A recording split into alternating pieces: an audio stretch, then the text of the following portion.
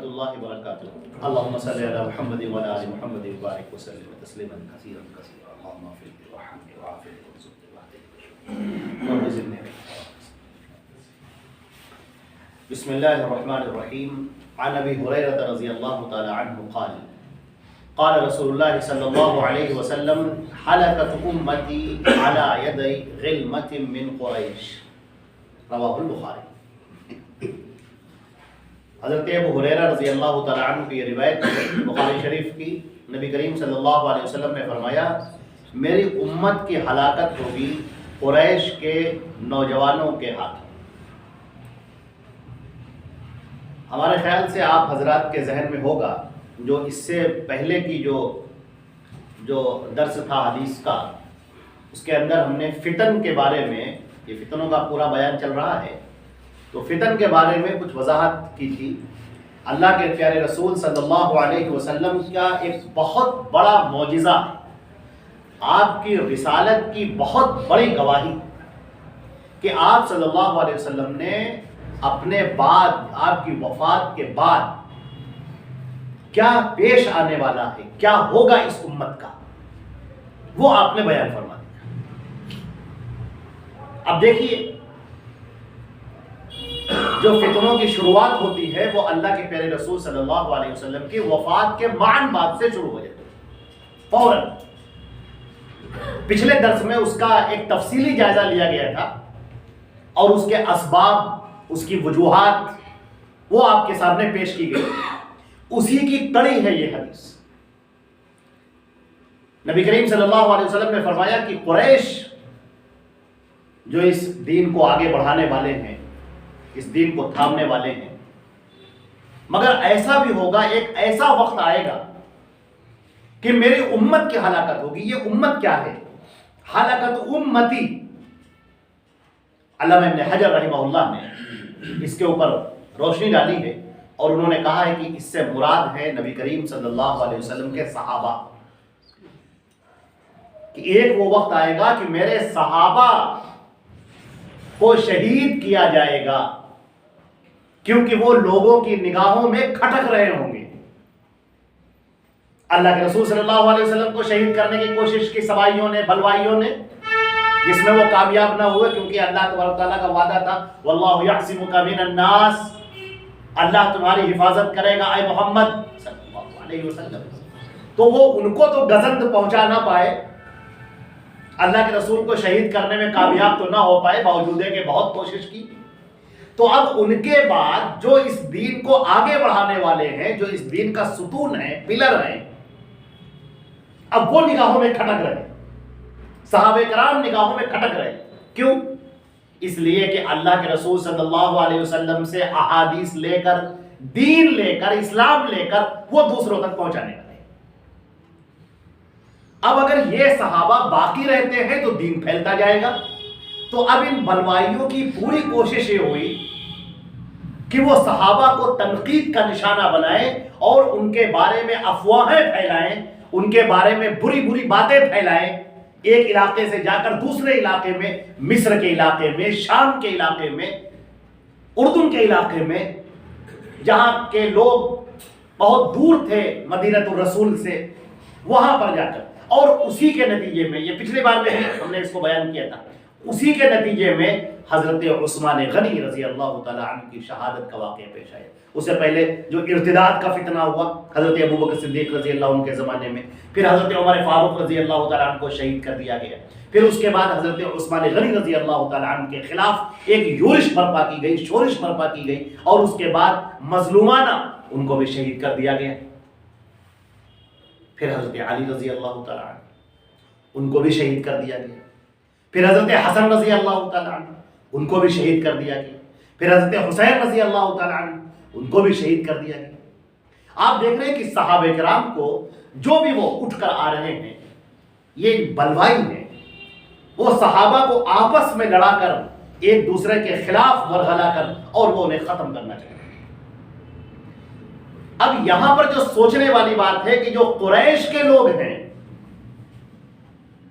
جن کے اندر فہم ہونا چاہیے، یہ پیشن گوئی اسی لیے کی گئی ہے تاکہ چوکن نہ رہے، فتنوں کی جتنی بھی حدیثیں ہیں، ٹوٹل جتنی بھی حدیثیں ہیں، وہ اس لیے ہے کہ امت چوکنا رہے۔ جب امت کو بتا دیا جائے گا کہ آپ اس راستے سے جو گزرے گا اس کے اوپر فتنوں کی برسات ہوگی، جو بھی اس راستے سے جائے گا، تو آپ اپنے آپ کو چوکنا رکھیں، آپ نہ جائیں۔ آپ یہ نہ کہیں کہ لوگ تو جا رہے ہیں، بہت سارے لوگوں کو ہم نے ادھر جاتے ہوئے دیکھا ہے۔ مسئلہ یہی تو ہے، اسی کا نام ہے فتنہ، آزمائش۔ یہی ہے آزمائش کہ آپ اس کو اختیار کرتے ہیں کہ نہیں کرتے۔ صحابہ کرام کے بارے میں ایک ذہن ہونا چاہیے تھا کہ وہ عادل ہیں، وہ صاحب ایمان ہیں، صاحب تقوی ہیں، اسلام کو آگے بڑھانے والے ہیں، مبلغ ہیں، داعی ہیں۔ یہ سب کو ایک ہونا چاہیے، مگر یہ کہ کچھ لوگوں نے نوجوانوں کو بھڑکا دیا اور اس کے نتیجے میں پھر بلوائی کامیاب ہو گئے، جن کی بہت بڑی تعداد تھی، لیکن اگر ان کو یہاں سے سپورٹ نہ ملتا تو وہ ہرگز کامیاب نہیں ہو سکتے تھے۔ خیر، یہ تو اور طویل بات ہو جائے گی، لیکن بہرحال اتنی بات ضرور ہوئی کہ صحابہ کرام کو نشانہ بنایا گیا، اور اس وقت سے نشانہ بنانا آج بھی جاری ہے۔ جب صحابہ کرام زندہ تھے، لوگوں کے سامنے تھے، تو لوگوں کی نگاہوں میں یوں کھٹکتے تھے کہ یہ زندہ کیوں ہیں، انہیں شہید کر دیا جائے، یہ حدیثیں کیوں پھیلا رہے ہیں، یہ اسلام کیوں پھیلا رہے ہیں۔ پہلے اس بات کی کوشش ہوتی تھی۔ اب صحابہ کرام ایک ایک کر کے دنیا سے اٹھتے ہوئے جب چلے گئے، آخری صحابی حضرت عامر ابن واصلہ صحابی جو 120 ہجری میں جن کی وفات ہوتی، اس کے بعد سے پھر یہ امت کا سایہ تو ختم ہو گیا صحابہ کرام پر سے۔ حضرت عامر ابن واصلہ کے انتقال کے بعد سے امت صحابیت سے محروم ہو گئی، کوئی بھی صحابی باقی نہ رہا۔ اب پھر کیا کیا گیا؟ اب وہ کام کیا گیا جس کو اللہ کے رسول صلی اللہ علیہ وسلم نے اس سے پہلے جو روایت آئی تھی جس کے اندر بیان کیا گیا تھا، دعات علی ابواب جہنم ائمۃ مضلین، ایسے لوگ ہوں گے جو جہنم کی طرف بلانے والے ہوں گے، ان کی زبانیں ہماری زبانوں کی طرح ہوں گی، ان کی جلد کھال ہماری کھالوں کی طرح ہوگی، جو بھی ان کی بات مانے گا من اجابہم قذفوہ فیہا، جو ان کی بات مانے گا وہ جہنم کے اندر جانے والا ہوگا۔ اور اسی روایت کو آگے اور ابھی تفصیل سے بیان کیا جا رہا ہے، دو یا تین روایتوں کے بعد میں اس کے بعد اور روایت آنے والی ہے۔ اب پھر ایسے لوگ کھڑے ہوئے جنہوں نے صحابہ کرام کی صحابیت کو مشکوک کرنا شروع کیا، ان کے بارے میں الٹی سیدھی باتیں بیان کرنی شروع کی، کچھ نے صحابہ کرام کا نام لے کر گڑھنا شروع کیا روایتوں کو۔ لیکن اللہ رب العزت نے اس دین کی حفاظت کی ذمہ داری خود لی ہے۔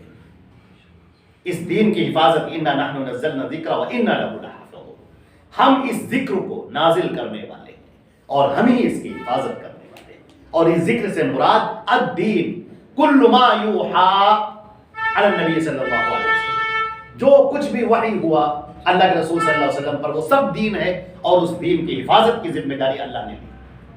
چنانچہ صحابہ کرام کے زمانے سے ہی صحابہ نے لوگوں کی سندوں کی تحقیق شروع کر دی تھی۔ امام مسلم کے مقدمے میں اس کی بڑی تفصیل موجود ہے۔ پھر صحابہ کے بعد انہوں نے اپنے شاگردوں کی تربیت کی، شاگردوں کی تربیت کا ایک نمونہ اگر آپ دیکھنا چاہیں تو یوں دیکھیں، حضرت انس رضی اللہ تعالیٰ عنہ سے ایک سوال کرتے ہیں ان کے شاگرد، ازبع حلال ام حرام، یہ گوہ کھانا جو جنگلوں میں پایا جاتا ہے، اتنا بڑا سا جانور سا ہوتا ہے، وہ بھاگتا ہوا رہتا ہے، وہ کھانا حلال ہے کہ حرام؟ حضرت انس فرماتے ہیں حلال، وہ حلال ہے، الذبح حلال، حلال ہے۔ اب دیکھیں وہ جو تابعی ہیں وہ کہتے ہیں اقالہ رسول اللہ صلی اللہ علیہ وسلم، کیا یہ بات اللہ کے رسول نے فرمائی ہے؟ قال نعم قالہ رسول اللہ صلی اللہ علیہ وسلم، کہا ہاں بالکل یہ بات اللہ کے رسول نے فرمائی۔ اب دیکھیے، قال اسمعتہ من رسول اللہ صلی اللہ علیہ وسلم، کیا یہ بات آپ نے اللہ کے رسول صلی اللہ علیہ وسلم کی زبان مبارک سے سنی ہے؟ قال نعم سمعت اذنایا ووعی قلبی، سمعت رسول اللہ صلی اللہ علیہ وسلم یقول، ہاں میرے دونوں کانوں نے سنا ہے، میرے دل نے اسے یاد رکھا ہے، میں نے اللہ کے رسول صلی اللہ علیہ وسلم کو فرماتے ہیں سنا۔ مسئلہ ذبح کے حلال یا حرمت کر وہ تو ایک ہی بار میں حل ہو گیا تھا، وہ تو ایک بار میں کہہ دیا حلال ہے، بات ختم ہو گئی۔ لیکن نہیں، تربیت کا وہ انداز صحابہ کرام نے اپنے شاگردوں کی تربیت اس طرح سے کی تھی کہ اللہ کے رسول صلی اللہ علیہ وسلم کا جب ذکر ہو جائے، ان کی طرف کوئی بات منسوب ہو جائے تو بلا تحقیق نہ لی جائے، کیونکہ یہی ہے فتنوں کا دروازہ، یہیں سے فتنوں کے دروازے کھلتے ہیں اللہ کے رسول صلی اللہ علیہ وسلم کے نام پر جھوٹ بولنے سے۔ آپ یوں سمجھ لیجئے جیسے کوئی ایک مکان ہو جس کے آپ سیکورٹی کے بڑے ذمہ دار ہوں، اور آپ نے لوگوں کو لگا رکھا ہو کہ خبردار جو بھی آدمی جائے بغیر اس کا آدھار چیک کیے ہوئے، بغیر اس کا اسکیننگ کیے ہوئے اندر نہ جانے دے۔ اور اتفاق کی بات دیکھیے کہ آپ ادھر سے نکلتے ہیں اور جو آپ کے سیکورٹی لوگ ہیں وہ فوراً آپ کو آگے بڑھ کر اسکین کرتے ہیں اور آپ کا آدھار چیک کرتے ہیں، تو آپ خوش ہوں گے، انتہائی خوش ہوں گے کہ یہ ہماری جو سیکورٹی ہے وہ انتہائی مضبوط ہے، کسی کو بھی نکلنے نہیں دے رہے، کسی کو بھی۔ قانون ہوتا ہے۔ لہذا صحابہ کرام نے یہ جو قانون بنایا، یہ جو طرز بنایا کہ ہر ایک کی جانچ پڑتال کی جائے گی بغیر اس کی تحقیق کے، بغیر اس کو چھانے پٹخے ہوئے قال رسول اللہ نہیں لیا جائے گا، یہ وہ نظام تھا جس کے اوپر تابعین قائم رہے، تبع تابعین قائم رہے، بعد کے محدثین جو بھی آتے گئے وہ سب اس پر قائم ہوتے چلے گئے۔ عبداللہ ابن مبارک نے کیا خوب کہا، الاسناد من الدین، یہ سند جو ہے یہ دین ہے، اگر یہ سندیں نہ ہوتی تو جس کا جو جی چاہتا کہتا۔ تو آپ دیکھ رہے ہیں کہ حضرات صحابہ کرام کس طرح اس امت کے لیے ایک چھت واقع ہوئے، اس کے ستون، اس کے پلر واقع ہوئے۔ اب یہی صحابہ کرام ہیں۔ اب آپ دیکھیے کہ ان صحابہ کے بارے میں بہت ساری غلط باتیں پھیلائی گئیں عمدن، جان بوجھ کر۔ صحابی ہیں وہ نبی تو نہیں ہے، وہ رسول تو نہیں ہے تو وہ انسان ہی۔ اب ایک آدمی ان کے پیچھے پڑا ہے، صاحب نماز پڑھ رہے ٹھیک ہے، روزہ رکھ رہے ٹھیک ہے، ذکر کر رہے ٹھیک ہے، تلاوت کر رہے ٹھیک ہے، یہاں سب کچھ ٹھیک ہے۔ اب وہ پوری زندگی کے پیچھے پڑا ہوا ہے، چیک کر رہا ہے، جہاں کوئی ذرا سی بات ہو جائے اس کو اچھالا جائے، اس کو پھیلایا جائے لوگوں کے درمیان میں، تاکہ ان کی شبیہ کو داغدار کیا جائے۔ یہ ہے وہ چیز، یہ امت جس کا شکار ہوئی۔ اللہ کے قول پر آپ کو بھروسہ کرنا چاہیے تھا کہ رضی اللہ عنہم ورضوا عنہ، اللہ ان سے راضی ہو گیا اور وہ اللہ سے راضی ہو گیا۔ اللہ نے ان کی مغفرت کر دی، سب کی مغفرت کر دی۔ حاتب بن ابی بلتہ کا واقعہ اس سلسلے میں بہت مشہور ہے۔ خیر، اب ہم اس کے بعد آتے ہیں، اس پس منظر کو بیان کرنے کے بعد اب نبی کریم صلی اللہ علیہ وسلم کی جو اگلی حدیث ہے، جس کا تعلق ایک بہت عظیم پیشن گوئی سے ہے۔ اللہ کے نبی صلی اللہ علیہ وسلم فرماتے ہیں، روایت سنیے، وعن ابی ہریرہ رضی اللہ تعالی عنہ قال قال رسول اللہ صلی اللہ علیہ وسلم، سیدنا ابو ہریرہ رضی اللہ تعالی عنہ فرماتے ہیں کہ اللہ کے رسول صلی اللہ علیہ وسلم نے فرمایا، یتقارب الزمان، زمانہ قریب قریب ہو جائے گا، ویقبض العلم، علم اٹھ جائے گا، وتظہر الفتن، اور فتنے ظاہر ہوں گے، ویلقى الشح، اور بخل، کنجوسی دلوں میں ڈال دی جائے گی، وَيَكْثُرُ الْحَرْجِ، اور قتل و غارت گری خوب ہوگی۔ لوگوں نے کہا حرج کا کیا مطلب اللہ کے رسول؟ آپ نے فرمایا القتل، قتل کرنا۔ یہ روایت بخاری اور مسلم دونوں کی ہے۔ یہ جو الفاظ پڑھے گئے ہیں یہ مسلم کے الفاظ ہیں۔ بخاری شریف کے اندر ایک الفاظ اور بھی ہیں۔ یہاں پر جہاں پر آپ نے ارشاد فرمایا یتقارب الزمان، اس کے بعد فرمایا وَيَنْقُصُ الْعِلْمُ وَيَنْقُصُ الْعَمَلُ، عمل کم ہو جائے گا، عمل انسان کی زندگی سے عمل نکل جائے گا، عمل کم ہو جائے گا۔ اور مسند احمد کی روایت میں اسی روایت کے اندر ایک الفاظ کا اضافہ اور ہے، وَيَفِيضُ الْمَالُ، اور مال کی بہتات ہوگی، کثرت ہوگی۔ اس روایت کا ہر ٹکڑا اپنے آپ میں معجزہ ہے۔ یتقارب الزمان، زمانہ قریب ہو جائے گا، کیا مطلب ہے اس کا ایک مطلب تو یہ بیان کیا گیا ہے، ایک روایت آگے آ رہی ہے، ابھی آئے گی انشاءاللہ، آج یا اس کے اگلے درس میں آئے گی۔ نبی کریم صلی اللہ علیہ وسلم نے فرمایا کہ زمانہ سمیٹ دیا جائے گا، سال اس طرح سے بیتے گا جیسے مہینہ، اور مہینہ اس طرح سے بیتے گا جیسے ہفتہ، اور ہفتہ اس طرح سے بیتے گا جیسے دن، اور دن اس طرح بیتے گا جیسے گھنٹے، اور گھنٹے اس طرح سے بیتیں گے جیسے چکماک کی کوئی آگ روشن کرے، دو پتھروں کو آپس میں ٹکرائے جو چنگاری سے نکلی اور بجھ گئی۔ ایک مطلب یہ بیان کیا گیا ہے کہ زمانہ اس قدر تیزی کے ساتھ میں بھاگتا جائے گا، تیزی سے، کہ پتہ ہی نہیں چلے گا آدمی کو کہ کب سال بیت گیا، پتہ ہی نہیں چلا۔ آدمی کو پتہ نہیں چلتا کب صبح ہو گئی، کب شام ہو گئی، کتنے دن کیسے گزر گئے۔ بچے ہمارے سامنے جوان ہو گئے، جو جوان تھے ان کے بال پک گئے، بوڑھے ہو گئے۔ یہ زمانہ کیسے تیزی سے بھاگتا چلا گیا۔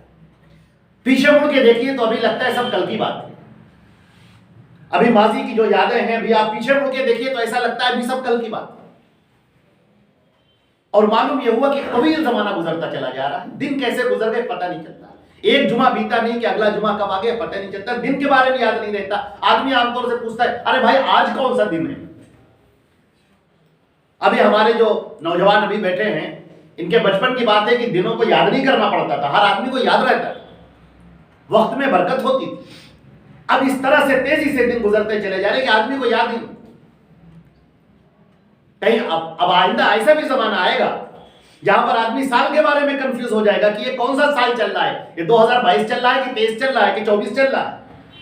یہ وقت تیزی سے بیتتا چلا جائے گا، گزرتا چلا جائے گا۔ یہ ایک پیشن گوئی۔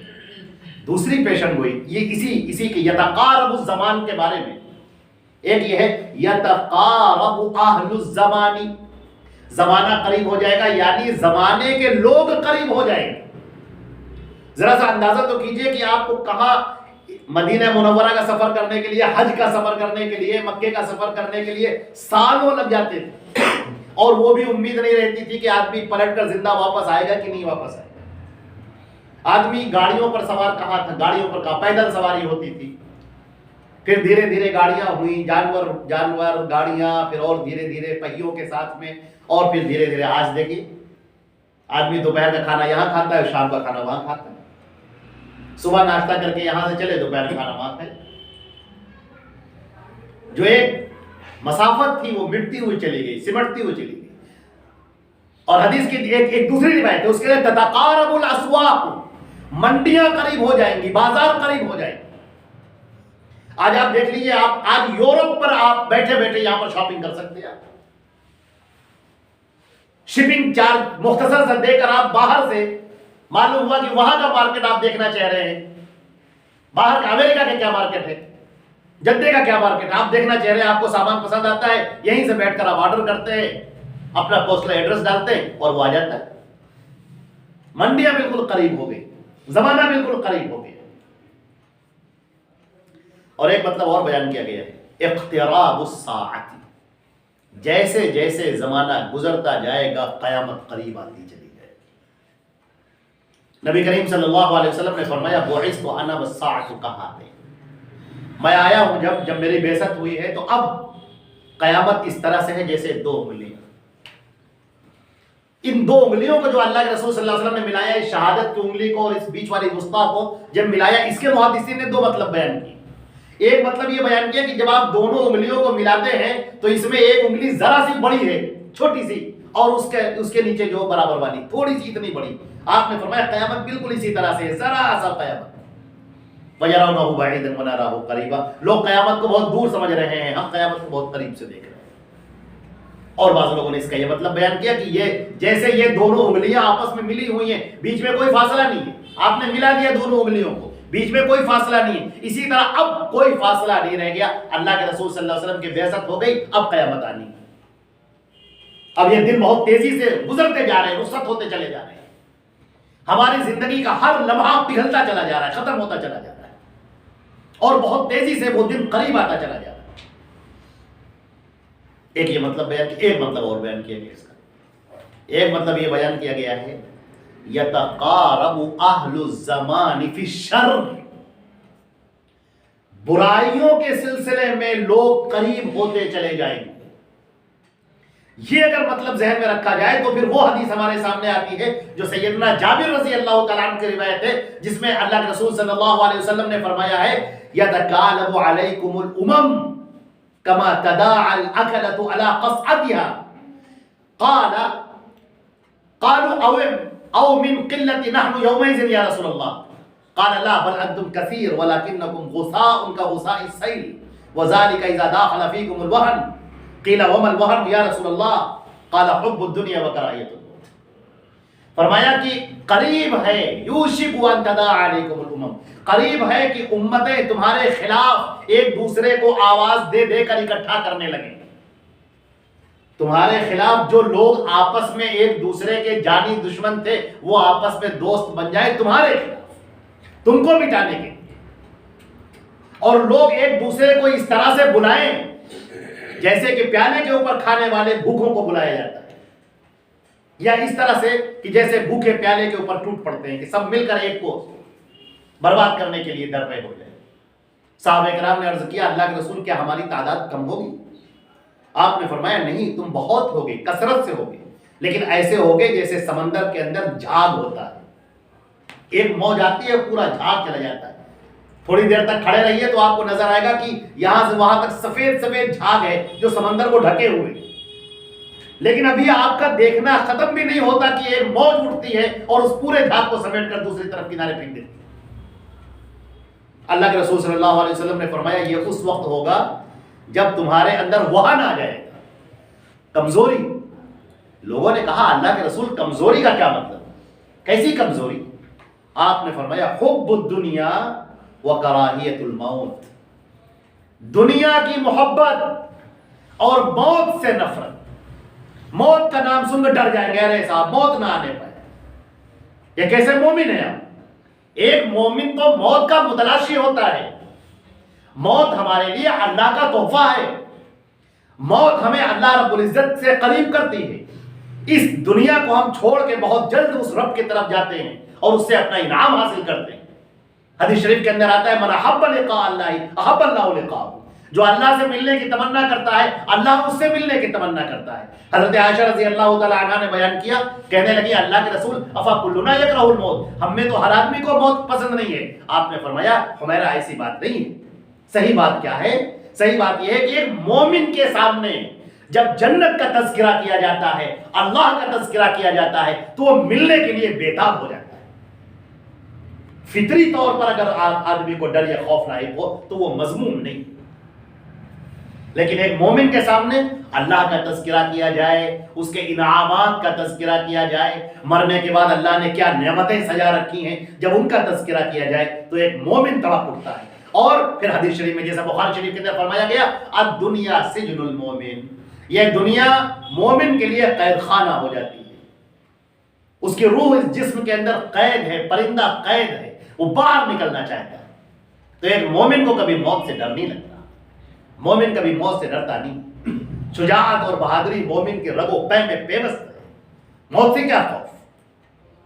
موت آئے گی اور مومن کی جو موت آئے گی بہت آرام سے آئے گی، کوئی دقت نہیں، کوئی پریشانی نہیں. وہ بالکل اس طرح سے جیسے کہ آدمی کے اوپر کوئی ذرا سی مصیبت ڈالی گئی، اسے برداشت کیا اور نکل گیا، ختم. اور کافر کی جو موت آئے گی تو بہت بری طرح سے. یہ جو ہے اقتراب الساعہ، قیامت کا قریب ہونا، اسی طریقے سے شر والوں کا، شرری لوگوں کا اہل ایمان کے خلاف کھڑے ہو جانا، اس بات کو آپ مان کر چلیں. ایک اور روایت آئے گی آگے، آپ نے فرمایا کہ آخر زمانے میں ایمان کا بچانا ایسا مشکل ہوگا کہ قابض جمرۃ فی یدہ، جیسے کوئی آدمی شعلہ، آگ کا شعلہ اپنے ہاتھوں میں لے، جلدی لے نہیں پائے گا. ہاتھ میں آپ شعلہ لے کر دیکھیے، آپ لے نہیں پائیں گے. اسی طریقے سے ایمان پر چلنا مشکل ہو جائے گا. جہاں شرری لوگ کھڑے ہوں گے، فسادی لوگ کھڑے ہوں گے، جہاں پر جب آپ ایمان پر چل رہے ہوں گے تو وہ آپ کو ورگلا رہے ہوں گے، یہ کیا کر رہے ہیں آپ داڑھی رکھ لیتے ہیں کہ صاحب آپ نے داڑھی کیوں رکھ لی؟ آپ نے رکھ لینا بڑھاپے میں، ابھی داڑھی رکھنے کی کیا ضرورت ہے؟ آپ نماز پڑھنا چاہتے، لوگ آپ کو منع کر رہے ہیں، ارے کتنی نمازیں پڑھیں گے آپ؟ ارے ہو گئی نماز آپ کی، پڑھ لی ہے 2-4 رکعت ہو گئی. آپ جب دیکھیں تب آپ نماز ہی پڑھتے رہتے ہیں. یہ کون کہہ رہا ہے؟ یہ کفار و مشرکین کے بارے میں کی ہم بات نہیں کر رہے ہیں، یہ مومنین کے بارے میں بات کر رہے ہیں. یہ مسلمانوں کا حال ہو گیا، جن کی کمپنیاں ہوتی مسلمانوں کی کمپنیاں، اور ان کا کوئی ملازم اگر نماز پڑھنے کے لیے جانے لگے تو ان کے دل کے اوپر آرے چلنے لگتے ہیں، ان کی پیشانی کے اوپر شکن آ جاتی ہے، یہ کیا ہو رہا ہے؟ آپ نماز چھوڑ کر جا رہے ہیں تو یہ کام کیسے ہوگا؟ اللہ اکبر۔ یہ ان لوگوں کا حال ہو گیا جو صاحبان ایمان۔ شادی بیاہ کا معاملہ ہو، ایک آدمی نیکی پر چلنا چاہتا ہے، سادگی کے ساتھ میں شادی کرنا چاہتا ہے، اور سامنے والا جس سے رشتہ طے ہو رہا وہ اس پر راضی، وہ کہہ رہا ہے صاحب ہم برات لے کر نہیں آئیں گے۔ ایسا کیسے کہہ رہے ہیں آپ برات لے کر نہیں آئیں گے؟ ارے ہماری بھی تو کچھ عزت ہے معاشرے کے اندر، آپ لے کر آئیے۔ وہ کہہ رہا ہے 8-10 لوگ لے آئیں گے کہ نہیں صاحب 8-10 لوگ کیسے لائیں گے، کم سے کم 100 لوگ لے کر آئیے، پتہ تو چلے۔ یہ مومنین کا حال ہے، مسلمانوں کا حال ہو۔ وہ کہہ رہا ہے صاحب ہمیں جہیز نہیں چاہیے، ہم جہیز نہیں لیں گے۔ کہ چاہیے کیسے نہیں؟ اپنی بیٹی کو کیا ہم کچھ نہیں دیں گے؟ وہ بیٹی کو جہیز دینے کے لیے تیار ہے، وراثت میں حق دینے کے لیے تیار ہے، جو اللہ کا فریضہ ہے، وصیۃ من اللہ، فریضۃ من اللہ، یہ اللہ کا فریضہ ہے، اس کو دینے کے لیے تیار نہیں، لیکن وہ ہندوانہ طریقے کے اوپر جہیز ضرور دے گا۔ سامنے والا کہہ رہا ہے کہ ہمیں جہیز نہیں چاہیے، اور وہ کہہ رہا ہے نہیں ہم تو جہیز دے کر رہے ہیں، ہم اس کی نمائش بھی کریں گے، دکھائیں گے بھی۔ تو یہ کیا حال ہے؟ یہ مومنین اور مسلمانوں کا حال ہو گیا ہے اپنے علاقے میں، اپنے لوگوں کو آپ دیکھیں۔ یہ ایمان کی وہ کمزوری ہے کہ جس کے بعد اگر کوئی درجہ آتا ہے تو شاید نفاق ہی کا درجہ آتا ہے، باقی علم اللہ کے حوالے۔ کریم صلی اللہ علیہ وسلم نے فرمایا زمانہ قریب ہو جائے گا۔ الحمدللہ آپ دیکھ رہے ہیں، اپنی آنکھوں سے دیکھ رہے ہیں کہ زمانہ کیسا قریب ہو گیا، بستیاں سمٹ گئیں، قریب ہو گئیں، شہروں کا دیہاتوں کا فرق مٹتا جا رہا ہے۔ اب وہ علاقے جو سنسان پڑے ہوتے تھے، کھیت کھلیان پڑے ہوتے تھے، ریگستان جیسے علاقے ہوتے تھے، وہ بھی سب اب عمارتیں بن رہی ہیں، مکانات تعمیر ہو رہے ہیں، دھیرے دھیرے پتہ ہی نہیں چلتا کہ کہاں سے لکھنؤ ختم ہوتا ہے اور کہاں سے ادھر کانپور شروع ہوتا ہے۔ ایک لائن سے مکانات بنتے چلے جا رہے ہیں۔ پہلے ہوتا تھا کہ یہاں سے ختم ہو گیا، وہاں لکھا ہوتا تھا سیما پرارمبھ، اب یہاں سے شروع ہو گئی، اب یہ سب ختم ہوتا چلا جا رہا ہے، زمانہ دھیرے دھیرے سب سمٹتا چلا جا رہا ہے۔ وَيُقْبَضُ الْعِلْمِ، علم سمیٹ لیا جائے گا، قبض۔ اور ایک حدیث کے اندر نبی کریم صلی اللہ علیہ وسلم نے ارشاد فرمایا کہ يُقْبَضُ الْعِلْمُ لَا يُنْتَزَعُ الْعِلْمُ انتزاعًا، علم ایک دم سے چھینا نہیں جائے گا، بل يُقْبَضُ الْعِلْمُ بِقَبْضِ الْعُلَمَاء، بلکہ علماء اٹھتے ہوئے چلے جائیں گے۔ یہاں پر لفظ پر غور کیجئے، علماء اٹھتے ہوئے چلے جائیں گے، جو ماہرین ہوں گے دین کے وہ اٹھتے ہوئے چلے جائیں گے۔ پھر کیا ہوگا؟ پھر جاہل بچیں گے۔ لفظ جاہل پر بھی غور کیجئے، جاہل کا مطلب ہم نہ جاننے والا، اور جو جاہل ہوں گے ان سے لوگ مسئلے پوچھیں گے، سوالات پوچھیں گے، دین کے بارے میں سوال کریں گے۔ فَيُفْتُونَ بِغَيْرِ عِلْمٍ، بغیر علم کے وہ فتویٰ دیں گے، بغیر علم کے وہ بات بتائیں گے۔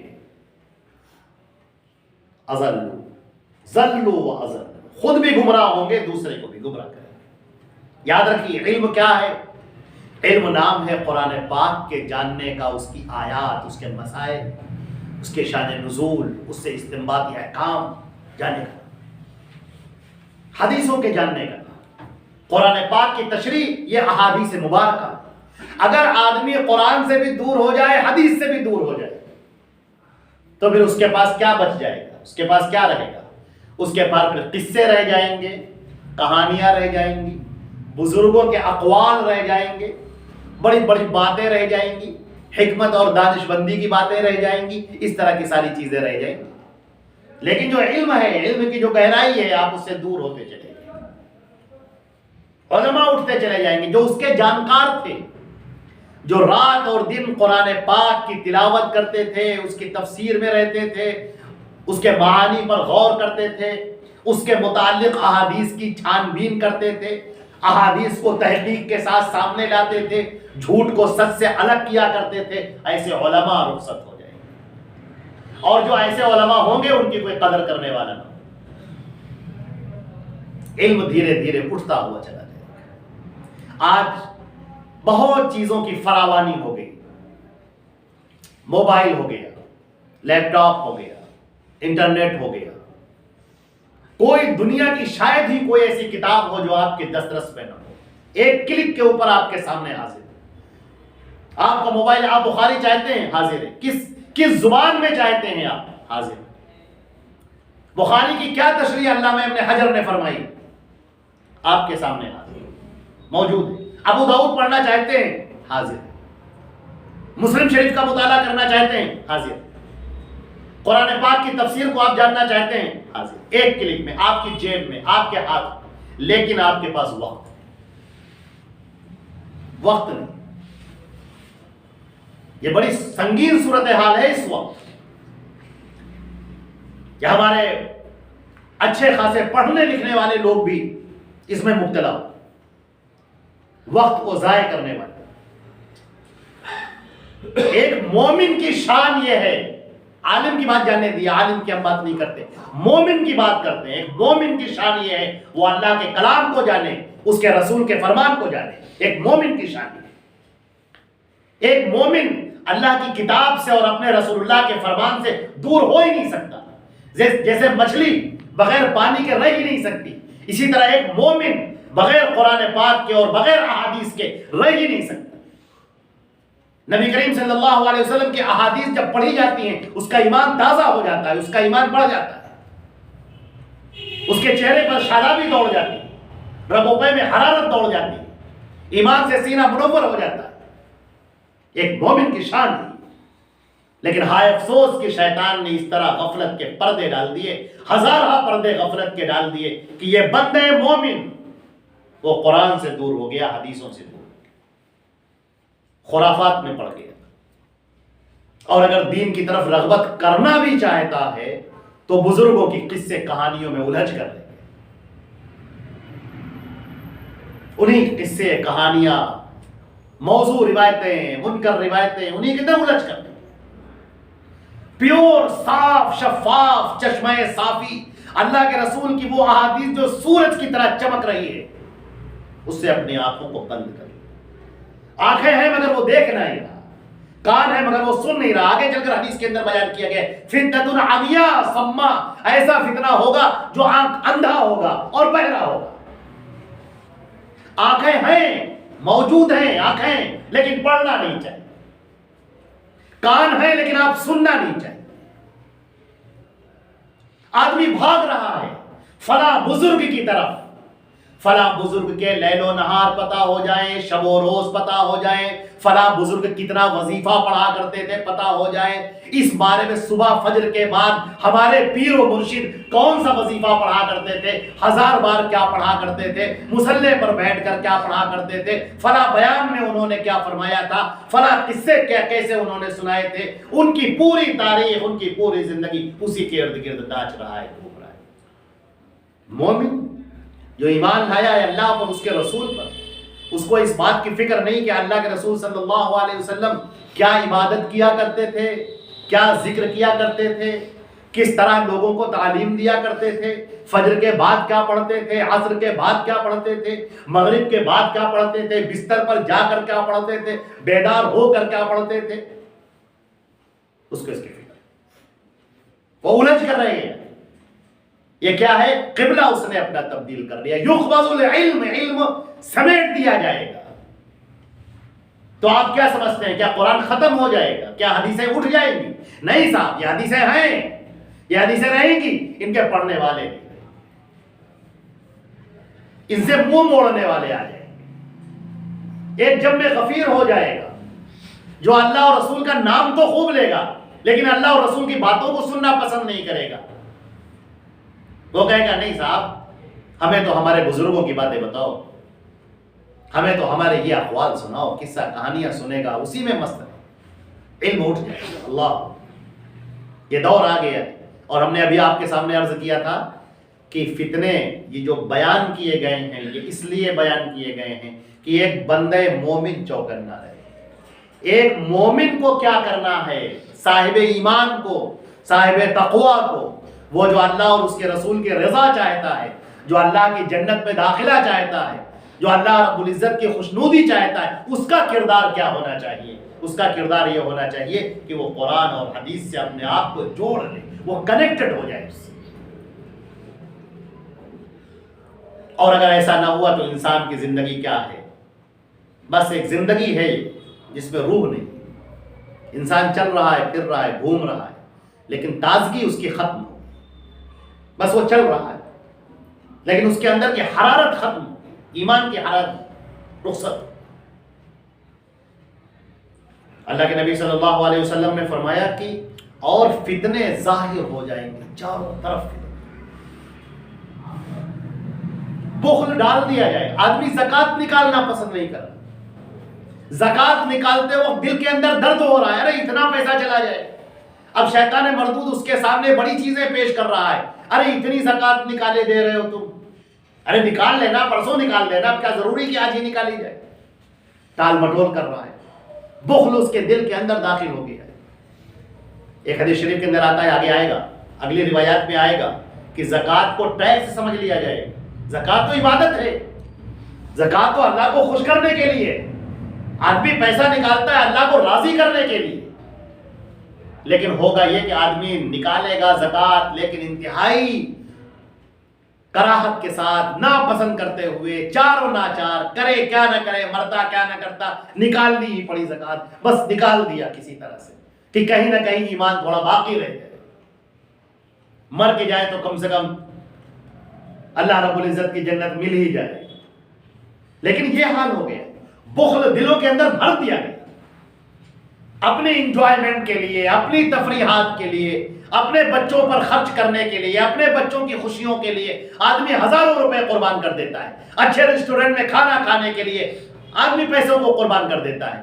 لیکن اگر معاملہ آ جائے کہ اللہ کی راہ میں کچھ صدقہ کرنا ہے، اللہ کی راہ میں مسجد میں کچھ دینا ہے، کسی غریب کو دینا ہے، کسی محتاج کو دینا ہے، کوئی بیمار ہے اس کی بیماری کے لیے دینا ہے، تو پھر وہ پیسہ نکلتا نہیں ہے.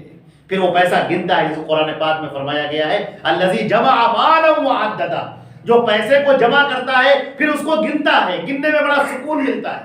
ایسا نہیں کہ یہ 10,000 روپے رکھے تھے تو آپ کے گننے کے بعد وہ 12,000 ہو جائیں گے، ایسا نہیں ہوتا.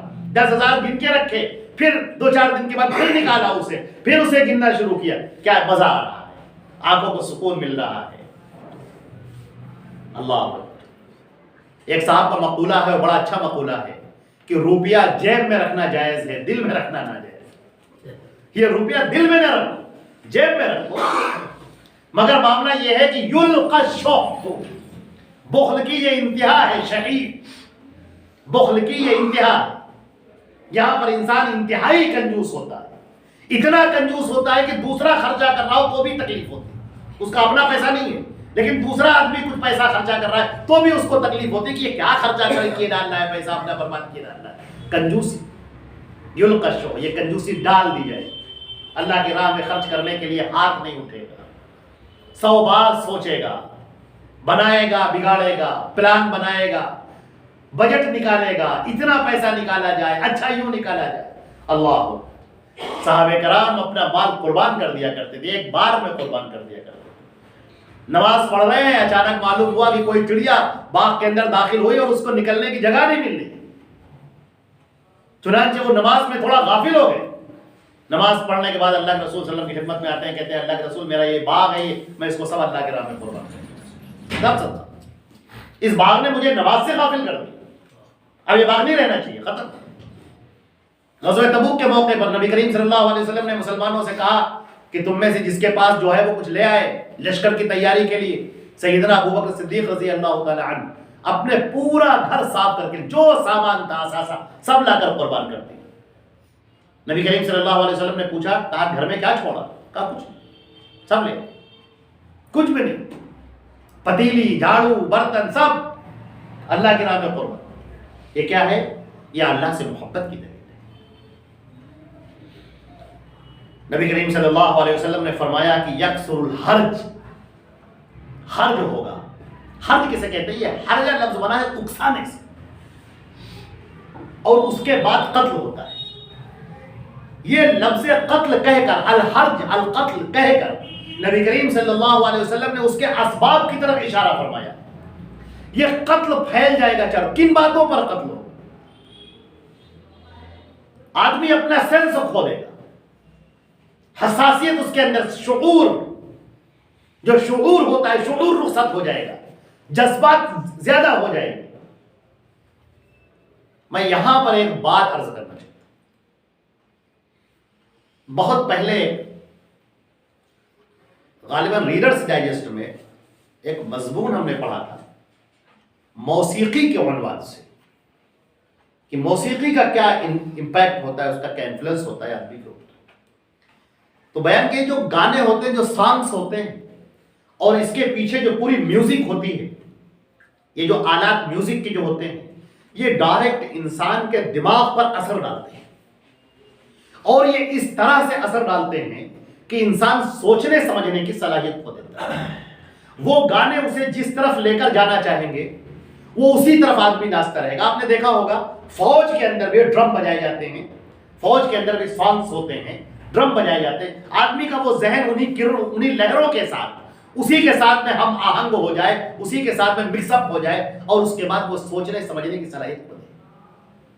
یہ جو ادراک ہوتا ہے جسے گہرائی میں اتر کر سوچنا کہتے ہیں، کسی چیز کا اچھے سے انالائسس کر کے اس کی گہرائی میں اترنا، یہ رخصت ہو جائے گا، یہ ختم ہو جائے گی. یہ گانوں کا امپیکٹ. یہ آپ گانے سنتے ہیں، ہیجان پیدا ہوتا ہے، شعور، آدمی جذباتی ہوتا چلا جاتا ہے، یہاں تک کہ آدمی کو پھر ذرا سا کسی نے دکھ دیا وہ برداشت نہیں کر پاتا.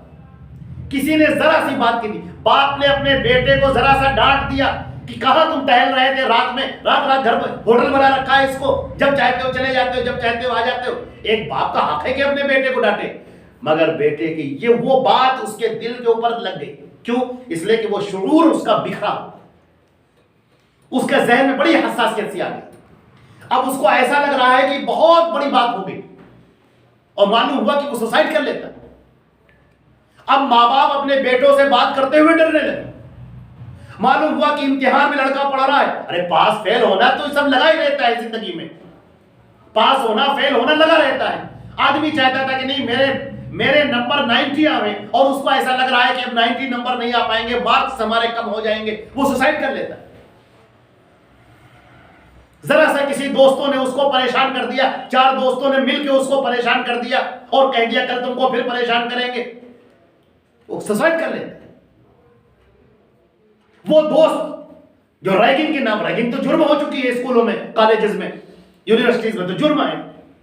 4 دوست صرف مزہ لینے کے لیے، لطف لینے کے لیے، اونلی فار انجوائمنٹ اس کو پرسیکیوٹ کر رہے ہیں، اس کو پریشان کر رہے ہیں. ذرا برابر ترس نہیں آتا، دل بالکل پتھر کا بن چکا ہے. کیوں؟ اس لیے کہ وہ جو شعور کی جو لہریں تھی وہ ختم ہو گئی. آپ کو سوچ کر حیرت ہوگی کہ یہ بڑے بڑے جرائم کیسے لوگ کر جاتے ہیں. کیسے آپ کا دل یہ گوارا کر رہا ہے کہ ہمارے سامنے ایک چھوٹا سا بچہ بھوک سے تڑپ رہا ہو، پریشان ہو، اور آپ بیٹھ کر اس کی ویڈیو بنا رہے ہیں.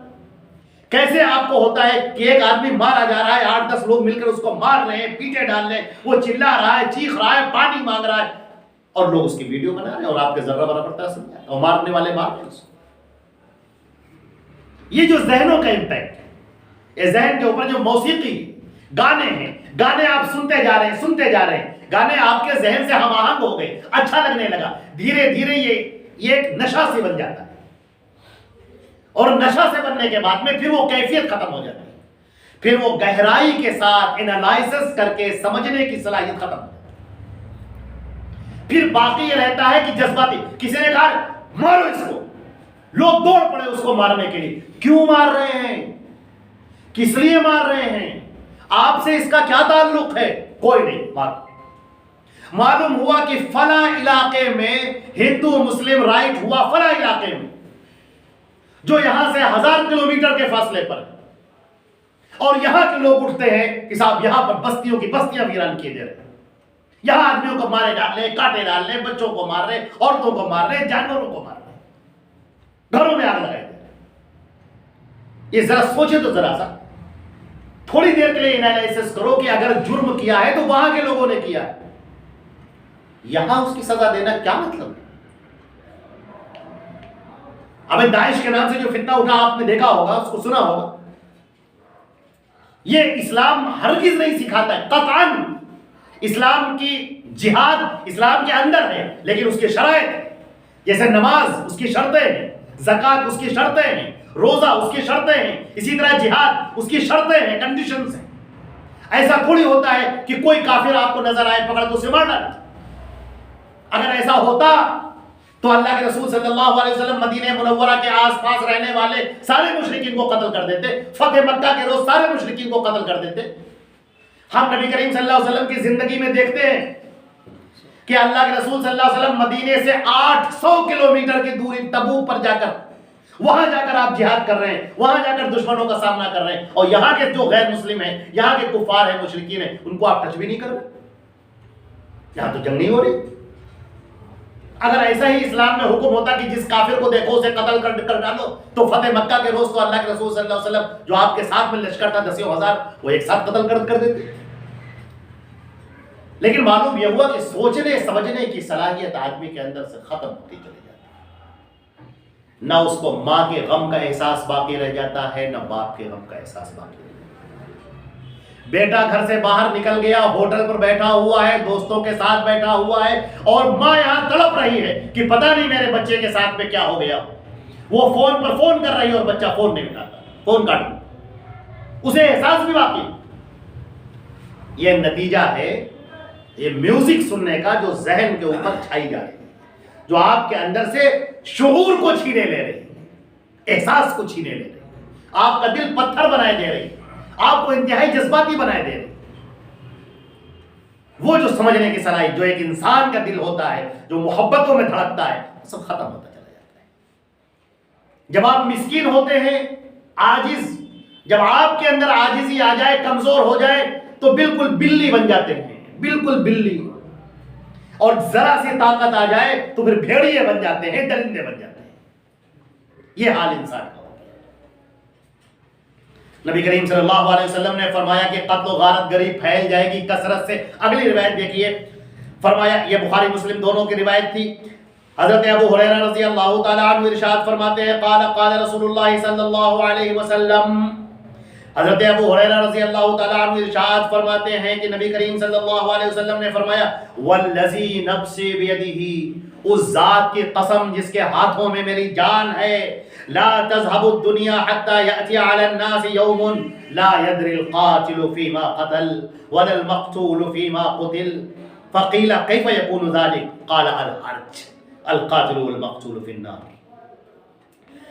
نبی کریم صلی اللہ علیہ وسلم نے فرمایا کہ اس ذات کی قسم جس کے ہاتھوں میں میری جان ہے، یہ دنیا اس وقت تک ختم نہیں ہوگی جب تک کہ لوگوں کے اوپر ایک زمانہ نہ آ جائے، ایسا زمانہ جس میں قاتل قتل کرے گا، اسے پتہ نہیں ہوگا کہ کیوں قتل کیا گیا، اور مقتول کو قتل کیا جائے گا، اس مقتول کو نہیں معلوم ہوگا مجھے کیوں مارا جا رہا۔ یہ اس وقت ہوگا جب حرج پھیل جائے گا، اور قاتل اور مقتول دونوں جہنم میں۔ نبی کریم صلی اللہ علیہ وسلم نے فرمایا قاتل مقتول دونوں جہنم میں۔ کیوں؟ اس لیے کہ جس کو قتل کیا گیا ہے وہ بھی بڑا قاتل تھا۔ معلوم یہ ہوا کہ ایک آدمی اٹھتا ہے اور دوسرے کو قتل کر دے، کیوں؟ کرائے کا قاتل، اسے پتہ ہی نہیں، اس کو اس کا پیسہ دیا گیا، اس کو پیمنٹ کیا گیا، اور بس وہ نکل پڑا اس آدمی کو قتل کرنے کے لیے۔ اب اس کو جو قتل کرنے والا پہنچا ہے وہ اس کو دیکھ رہا ہے، ارے تم مجھے کیوں مارنا چاہتے ہو؟ کہا بس کچھ نہیں، تمہیں یہی حکم ملا ہے مجھے مارنے کا، بس اسے مار دیتا۔ یہ مقتول مارا گیا، اس کو پتہ ہی نہیں کہ مجھے کیوں مارا گیا، وہ قاتل اس کو قتل کرا، اسے پتہ ہی نہیں کیوں قتل کیا۔ فسادات میں بھی ایسا ہوتا ہے، رائٹس میں بھی ایسا ہی ہوتا ہے، 10-10 روپے کے لیے، 8-8 آنے کے لیے، 1-1 روپے کے لیے لوگ ایک دوسرے کا قتل کیے جاتے ہیں۔ اس قدر غضبناکی بڑھ چکی ہے، اس قدر جذباتیت بڑھ چکی ہے کہ وہ شعور کا فقدان ہو گیا، ختم ہو گیا۔ بس ایک آدمی قاتل ہے، قتل کے در پہ ہے، اور وہ جو مقتول ہے جو آج مارا گیا ہے وہ بھی قاتل تھا، وہ بھی کسی نہ کسی کو قتل کرنے کی فراق میں تھا۔ یہ مزاج بن جائے گا لوگوں کا۔ اللہ کے نبی نے فرمایا کہ قاتل اور مقتول دونوں جہنم میں جائیں گے۔ کون؟ وہ جو دوسرے کو قتل کا ارادہ کرنے والا ہے وہ بھی، اور جس نے قتل کیا ہے وہ۔ آج یہ مار ڈالا گیا، مقتول نہ مار ڈالا گیا، یہ اگر یہ نہ مار ڈالا جاتا تو یہ بھی نہ معلوم کتنوں کو قتل کرتا۔ یہ زمین فتنہ و فساد سے بھر جائے گی۔ اللہ کے نبی صلی اللہ علیہ وسلم کی پیشن گوئی، آپ نے فرمایا کہ یہ زمین فتنہ اور فساد سے بھر جائے۔ یہ مسلم کی روایت تھی جو آپ کے سامنے ہم نے پڑھی۔ ایک روایت حضرت معقل ابن یسار کی ہے، امام مسلم رحمہ اللہ نے اس کو ذکر کیا ہے۔ حضرت معقل ابن یسار کہتے ہیں کہ اللہ کے نبی صلی اللہ علیہ وسلم نے فرمایا کہ حرج کے زمانے میں عبادت کرنا ایسا ہے جیسا میری جانب ہجرت کر کے آنا. اللہ اکبر. یہ حدیث تھوڑی سی سمجھنے کی ضرورت ہے. ذرا سا اللہ کے نبی صلی اللہ علیہ وسلم نے جب ہجرت فرمائی ہے, آپ مدینہ منورہ تشریف لے گئے ہیں, تو مسلمانوں کا حال کیا تھا مکے میں؟ بس اس بات کو آپ جانتے ہیں. مکے کے اندر مسلمانوں کی زندگی دو بھر کی جا رہی تھی, پریشان کیا جا رہا تھا, ان کا سامان چھینا جا رہا تھا, دکانیں ان کی لوٹی جا رہی تھی, ان سے خرید و فروخت کوئی نہیں کر رہا تھا, طنز و تانیز ان کے اوپر جاری تھی, قتل کرنے کے ڈر پہ تھے, اولادوں کو قتل کر دیتے تھے. یہ حالات تھے. ان حالات میں سب کچھ چھوڑ کر صرف دین کے لیے وہ مسلمانوں کی جماعت سب کچھ چھوڑ کر اللہ کے نبی صلی اللہ علیہ وسلم کی خدمت میں حاضر ہے. یہ جو ثواب ہے السابقون الاولون من المہاجرین والانصار, اللہ نے ان کی تعریف فرمائی. نبی کریم صلی اللہ علیہ وسلم نے فرمایا کہ ایک ایسا زمانہ آئے گا کہ جب مسلمانوں کی یہی حالت ہو جائے. آگے ابھی روایتیں آئیں گی, آپ کو اتنی واضح بتائیں گی, اتنی وضاحت کے ساتھ بیان کریں گے کہ آپ حیرت کریں گے کہ واقعی یہ زبان نبوت ہے جو اللہ اتارتا ہے. آپ نے فرمایا, آگے چل کے روایت میں آئے گا, ہم یہیں پر پڑھ دیتے ہیں, ایک مسلمان کو مارا جائے گا, ستایا جائے گا, وما بہ من الدین الا البلاء, اس کے پاس دین نام کی کوئی چیز نہیں ہوگی, خالی مصیبتیں ہوں گی. اس لیے مارا جائے گا کیونکہ وہ مسلمان ہے, دین نہیں ہے اس کے پاس, ایمان بھی اس کے پاس نہیں, مگر مارا اس کو اس لیے جا رہا ہے کیونکہ وہ مسلمانوں کا نام رکھے. ہمارے خیال سے اس کی کوئی ڈیٹیل بتانے کی ضرورت نہیں ہے, آپ کے سامنے بالکل بات. لیکن ایسے موقع پر جبکہ مسلمانوں کو ستایا جا رہا ہو بحیثیت ایمان کی, آپ صاحب نقاب نہیں پہن سکتی, حجاب نہیں پہن سکتی, لوگ ننگے ناچ سکتے ہیں, بغیر کپڑوں کے گھوم سکتے ہیں, بغیر کپڑوں کے ڈانس کر سکتے ہیں, شہوت انگیز ناچ کر سکتے ہیں, سب کچھ کر سکتے ہیں, لیکن آپ اپنا چہرہ نہیں ڈھک سکتے. چہرہ ڈھکے کہ آپ تعلیم حاصل نہیں کر سکتے. کیوں؟ اس لیے کہ مسئلہ حجاب کا نہیں ہے, مسئلہ کپڑے کا نہیں ہے, مسئلہ یہ ہے کہ حجاب اسلام سے جڑا ہوتا ہے. آپ پہ ٹوپی کھلتی ہے, کیوں؟ مسئلہ ٹوپی کا نہیں ہے, کیونکہ اس کو مسلمانوں سے جوڑ دیا گیا, اس لیے. مسجدوں سے آپ کو کیا تکلیف ہے؟ مسجدوں سے کوئی تکلیف نہیں, لیکن نہیں, چونکہ مسجد اسلام سے جڑ گئی. اذان سے آپ کو کیا دقت ہے؟ دنیا جہان کے لوگ نہ معلوم کیا کیا چیختے رہتے ہیں, نہ معلوم کتنا لاؤڈ اسپیکر لگا کر کیا کیا بیان کرتے رہتے ہیں, کہاں کسی کے یہاں گانے چل رہے ہیں, شادی میں ڈی جے بج رہے ہیں, کوئی دقت نہیں ہوتی. لیکن تھوڑی دیر کے لیے اس اذان سے دقت ہے. اذان سے کیوں دقت ہے؟ اس لیے کہ اس کا تعلق اسلام سے, اس کا تعلق ایمان سے. کسی کے چہرے پر آپ داڑھی دیکھ لیتے, بس داڑھی ہے, فیشن میں آدمی داڑھی رکھا ہے تو ٹھیک ہے, وہ فیشنیبل کہلائے گا. دیندار آدمی داڑھی رکھا ہے تو بس وہ سب سے برا ہو گیا. آپ دیکھ لیں کیوں؟ وہ اسلام سے جڑ گیا, ایمان سے. ایسے موقع پر جبکہ چن چن کے مسلمانوں کی چیزوں کو اور ان کی علامتوں کو نشانہ بنایا جا رہا ہو, اور ایسے آدمی کو حقیر قرار دیا جا رہا ہو, اس کے خلاف لوگ کھڑے ہو گئے ہوں, اس کے خلاف پروپگنڈے کیے جا رہے ہوں, اس کے خلاف عداوت اور دشمنی پر لوگ آمادہ ہوں, اور ایسے موقع پر وہ اپنے اسلام پر ثابت قدم رہے اور کہیں کہ یہ جان جائے یا رہے, میں اپنے دین اور اسلام پر قائم ہوں. ایسا آدمی حرج میں عبادت کرنے والا ایسا ہے جیسے میری جانب ہجرت کرنے والا. ایسے لوگ جو نبی کریم صلی اللہ علیہ وسلم کو انہوں نے دیکھا بھی نہیں, جو اللہ پر ایمان لائے, اس کے رسول پر ایمان لائے, اسلام کے احکامات پر ایمان لائے, اور انہوں نے اپنی ثابت قدمی سے ثابت کر دیا کہ نہیں, ہم اللہ اور اس کے رسول کے وفادار ہیں. اور بسا اوقات ایک شعر پڑھنے کا دل کرتا ہے, ایک بے وفا نے اٹھ کر دے دی جان, رہ گئے سارے با وفا بیٹھے.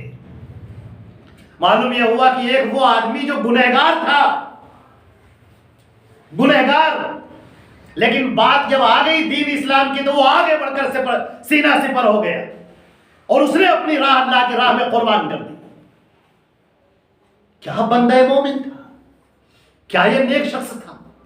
ہمارے جیسے لوگ حیث و بحث کرتے رہے, ہمارے جیسے لوگ باتیں کرتے رہے، ہمارے جیسے لوگ قدم پیچھے ہٹاتے رہے، ہمارے جیسے لوگ پیچھے بیٹھتے رہے، ہمارے جیسے لوگ کہتے رہے نہیں صاحب دعائیں کیجیے کافی۔ اسلام کی صلابت، اسلام کی مضبوطی، اسلام پر قائم رہنا یہ ایسا ہو جائے گا جیسے ہاتھ میں انگارہ رکھنا۔ لیکن جو ایسے کو کرے گا، نبی کریم صلی اللہ علیہ وسلم نے فرمایا صحیح روایت کے مطابق 50 نمازوں کا ثواب ملے گا ایسے شخص کو جو ایک وقت کی نماز پڑھنے والے ہوں گے۔ یہاں پر فرمایا گیا کہ میری طرف ہجرت کر کے آنے کا جو ثواب ہے وہ ثواب اس بندے مومن کو دیا جائے گا جو اس زمانے میں اسلام کے پرچم کو اٹھائے گا جبکہ لوگ ڈر رہے ہوں گے، خوف کھا رہے ہوں گے، جبکہ ان کے خلاف یورش ہوگی، شورش ہوگی، فتنہ ہوگا، ان کے خلاف سازشیں ہو رہی ہوں گی، ان کے خلاف پروپگنڈا ہو رہا ہوگا۔ میں قرآن پاک کی ایک آیت پڑھتا ہوں اور گفتگو ابھی ایک روایت اور پڑھوں گا۔ قرآن پاک کے الذین جمع الناس الذین قال لهم الناس ان الناس جمعوا لكم فاخشوهم فزادهم ایمانا وقالوا حسبنا اللہ ونعم الوکیل۔ لوگوں نے جب بندے مومنین سے کہا کہ اے مسلمانوں ذرا ڈر جاؤ، تھوڑی مصلحت اختیار کرو، تھوڑا سا چھپے رہو، لوگ تمہارے خلاف کھڑے ہو گئے ہیں، بڑے لاؤ لشکر ہیں، بڑی طاقتیں ہیں، وہ تمہیں مسل ڈالیں گی، ختم کر دیں گی۔ تو انہوں نے کہا فزادہم ایمانا، ان کا ایمان اور بڑھ گیا، وہ ڈرے نہیں، وہ گھبرائے نہیں، ان کے اوپر لرزہ داری نہیں ہوا، ان کا ایمان اور بڑھ گیا اور انہوں نے کہا حسبنا اللہ، اللہ ہمارے لیے کافی ہے، ونعم الوکیل، وہ بہترین مدد کرنے والا ہے۔ ایک روایت اور پڑھتے ہیں اس سے ریلیٹڈ۔ حضرت زبیر ابن عدی کہتے ہیں، یہ روایت بخاری شریف کی ہے، وعن الزبیر ابن عدی قال اتینا انس ابن مالک، حضرت زبیر ابن عدی کہتے ہیں کہ ہم حضرت انس ابن مالک کی خدمت میں حاضر ہوئے، صحابی رسول، حضرت انس ابن مالک صحابی رسول ہیں، ان کی خدمت میں حاضر ہوتے ہیں۔ فشکونا، ہم نے ان کے سامنے شکایت کی جو حجاج سے ہمیں پیش آ رہا تھا۔ حجاج بن یوسف الثقفی بڑا ظلم اٹھا رہا تھا، ہم نے شکایت کی کہ دیکھیے حجاج کا کیا ظلم ہم پر ہے۔ فقال اصبروا، انہوں نے کہا صبر کرو، فإنه لا يأتي عليكم زمان إلا الذي بعده أشر منه حتى تلقوا ربكم سمعته من نبيكم صلی اللہ علیہ وسلم، رواہ البخاری۔ انہوں نے کہا صبر کرو اس لیے کہ اب جو جو زمانہ آگے آئے گا وہ پہلے والے سے زیادہ شر ہوگا۔ جیسے جیسے زمانہ بڑھتا جائے گا وہ شر اور بڑھتا جائے گا۔ گزشتہ دن بہتر تھے، آئندہ جو دن آ رہے ہیں وہ اس سے بھی زیادہ سخت ہوں گے۔ فاصبروا، صبر کرو، یہ بات میں نے اللہ کے پیارے رسول صلی اللہ علیہ وسلم سے سنی ہے۔ لہذا ہمیشہ اس بات کے لیے آپ تیار رہیں کہ اسلام پر عمل کرنے سے روکا جا سکتا ہے، نمازوں سے روکا جا سکتا ہے۔ تیار رہیں، اپنے آپ کو تیار رکھیں، اپنی نمازوں کی فکر کریں، اپنے بچوں کو سکھائیں، دین کی تعلیم دیں، اپنے بچوں کو دین کی تعلیم دیں، نسلوں کو دین کی تعلیم دیں، توحید کی تعلیم دیں، شرک کے بارے میں بتائیں، یہ توحید ہے، یہ شرک ہے، یہ توحید کی حدیں ہیں، یہ شرک کی حدیں ہیں۔ ایسا نہ ہو کہ بندہ اپنے آپ کو موحد سمجھتا رہے اور زندگی بھر شرک کرتا رہے۔ سنتوں کے بارے میں بتاؤ، کہیں ایسا نہ ہو کہ سنتوں کا پتہ ہی نہ ہو، بدعتوں میں ڈوبا رہے، گلے گلے تک بدعتوں میں ڈوبا رہے، اسی پر اس کی موت ہوتی ہے۔ حجاج ابن یوسف قبیلہ ثقیف کا یہ شخص تھا، 1 جون 661 میں پیدائش ہوئی اور وفات 1 جون 714 میں ہوئی۔ 55 سال کی عمر پائی اور بیان یہ کیا جاتا ہے کہ تقریباً 1,20,000 لوگوں کو قتل کیا ہے۔ عبد الملک ابن مروان کے زمانے میں گورنر رہا اور مختلف گورنر بڑے اچھے کام بھی کیے ہیں، کچھ کام اچھے بھی کیے ہیں، لیکن زیادہ تر اس کی فکر یہ رہی کہ حکومت مضبوط ہو جائے۔ عبد الملک ابن مروان اور ان کے بعد آنے والے لوگ ان کی حکومت کو مضبوط کرنے کے لیے ایک بہت وزیر اور مشیر کی حیثیت سے رہا اور بڑا سخت رہا، بڑا جابر رہا، یہاں تک کہ تابعین کو اس نے شہید کیا۔ سعید بن المسیب رحمہ اللہ کو اس نے شہید کیا، اور بھی بڑے تابعین کثرت سے لوگ، تو اس کے ظلم سے لوگ تنگ آ گئے تھے۔ تو انہوں نے جب شکایت کی تو انہوں نے کہا بعد کا آنے والا زمانہ اس سے بھی زیادہ خطرناک ہوگا۔ میرے بھائیوں یہاں پر جو حضرت انس بن مالک نے کہا ہے کہ اصبروا، صبر کرو، جمے رہو، دین اور ایمان پر جمے رہو، اللہ پر بھروسہ رکھو، اللہ پر اٹوٹ یقین رکھو، توکل رکھو اللہ کی ذات پر، اللہ اور اس کے رسول سے وابستہ رہو، یہی حل ہے۔ اللہ رب العزت ہمارا اور آپ کا خاتمہ ایمان پر فرمائے۔ یہ فصل اول ختم ہو گئی ہے، انشاءاللہ یہ فصل ثانی اب شروع ہوگی۔ والسلام علیکم ورحمۃ اللہ وبرکاتہ۔ اللہم اغفر لنا وارحمنا وعافنا وارزقنا واهدنا واشکرنا وصلی اللہ علی محمد وآلہ وصحبہ اجمعین برحمتک یا ارحم الراحمین۔ والسلام علیکم ورحمۃ اللہ وبرکاتہ۔